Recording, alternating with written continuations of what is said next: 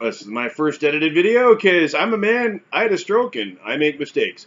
Headache. I believe that's where I left off. Headache. Yes, headache. Since my stroke, I've had a fairly constant headache, like I said before, and that comes and goes. Sleep.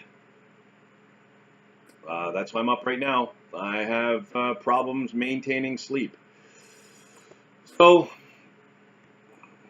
why is that happening? That's something that I'm not able to deal with effectively. For some reason, I don't sleep well, right? My sleep is highly disrupted.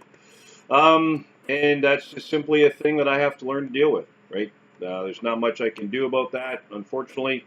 When it comes to the sleep, I went to bed at a relatively decent time. I woke up at 2 in the morning, not helping so much, right? Because I have fatigue and easily tired. Tack that on with the inability to sleep properly. Yeah, it's 5:35 in the morning, and I'm awake. Do I want to be awake? No, but I tried to go back to sleep. I've taken some Tylenol for headaches. Didn't really do much, so I'm awake.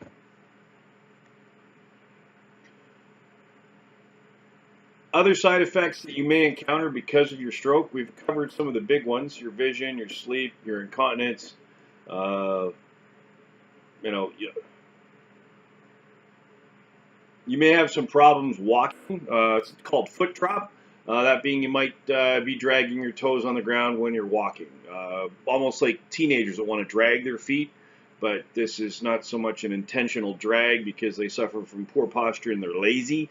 This is more a case of that as you pick your foot up, your toes kind of drag, right? Because you're not able to either pick your foot up completely, or you have poor muscle control or reliability because the brain doesn't want to communicate to your foot properly, right? Um,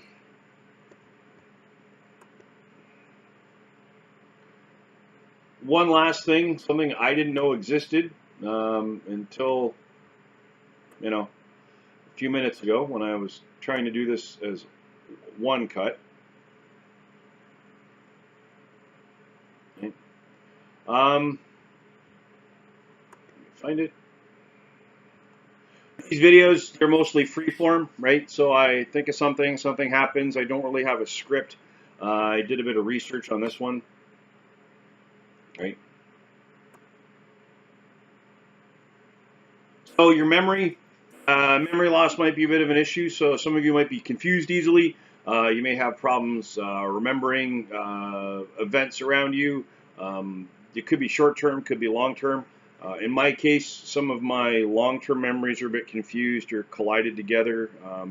Short-term memory can be an issue. I find certain things, they don't imprint well. So some things I remember, some things I don't.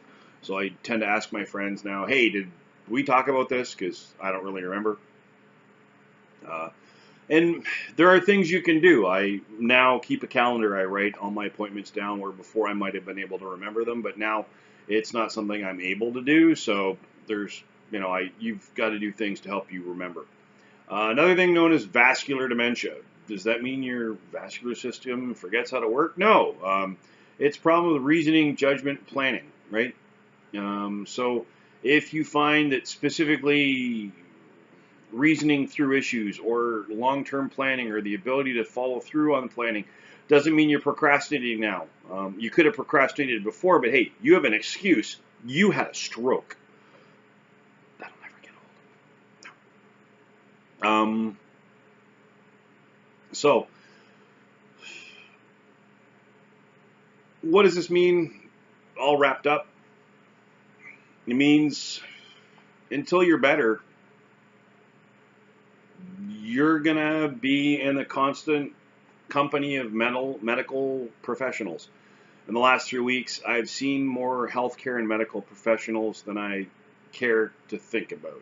Between speech and language, occupational physiotherapy, nurses, paramedics, neurologists, ICU doctors, cardiologists, interns, porters, everyone that could possibly work in and around a hospital, I've probably had to see or had an interaction with. And they've all, by far and large, been wonderful people. However, my preferred noun adjective combination is stroke assaulter. I'm not a victim. I'm not a survivor. I'm not a sufferer, assaulter, right? It is my job to make sure I get up and close and personal with my stroke and I overcome it, right? This is not the time to get polite, right? There are 3 ways to handle an obstacle: clear, breach, and bypass. This is not a time to hide in the corner and try to bypass and sneak around an obstacle. You need to clear them, you need to breach them, right? If you live in the province of Ontario and you're having difficulty with a healthcare professional and you're in a hospital setting, you need to look at that nurse or that doctor straight in the eyes and you need to say, I disagree with you. And if they get huffy, you're going to use the 2 words that they're going to hate to come out of your mouth: patient advocate, followed by the word now, right? Shuts them right down. Remember, you need to be your own advocate. You need to be your own defender, right? You are the ultimate decider of what happens to, with, and for you. Everyone else just has information. They have opinions, right? It is your life. You need to take it by the balls and own it, right? So you cannot accept the fact that people around you, and I don't care who they are, it's not up to them to decide what's right or wrong for you. It's your decision only, right? Provided you're left in a place where you were able to make your own decisions effectively. But just remember, you've got to own your stroke, right? And you've got to own your recovery. You did everything you could to get to your stroke. Now you've got everything to get beyond it, right? And whatever that is for you, I don't pretend to be the poster child or the ultimate advocate of all stroke assaulters, right? I'm going to insert my noun adjective combination into your world. Deal with it. That just happened. I don't pretend to speak for everyone. I don't pretend to have the cookie cutter stroke solution. And realistically, it could take 2 years to all the puzzle pieces fall into place for what your life is going to look like post your stroke. But again, you've got to be your own advocate. You've got to be your own defender, right? You've got to make the decisions for you, about you, with those around you. Don't let them make them for you. And I'm going to try to go back to sleep because it's now 5:42 in the morning.